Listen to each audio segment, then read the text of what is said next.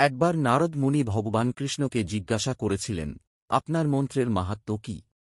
দয়া করে বিস্তারিতভাবে ব্যাখ্যা করুন যাতে সবাই বুঝতে পারে।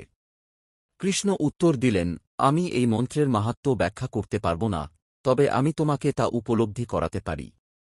এরপর কৃষ্ণ নারদকে একটি পোকার কানে ও নমো নারায়ণ জপ করতে নির্দেশ দেন।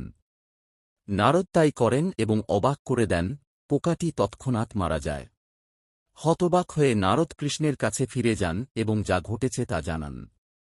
কৃষ্ণ শান্ত স্বরে বললেন, তাই তো, এবার ফুলের উপর বসে থাকা প্রজাপতির কাছে এই মন্ত্রটি উচ্চারণ করো। নারদ রাজি হলেন এবং প্রজাপতিটি তৎক্ষণাৎ মারা গেল।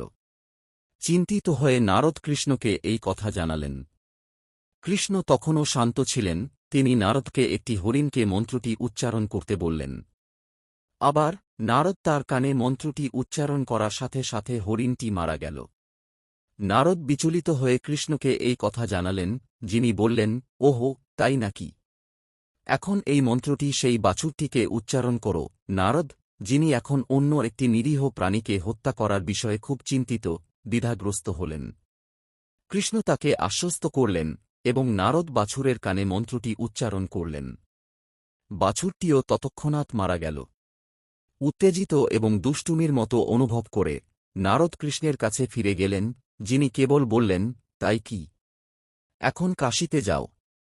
কাশীর রাজার একটি পুত্র সন্তান হয়েছে, তার কানে এই মন্ত্রটি জপ করো।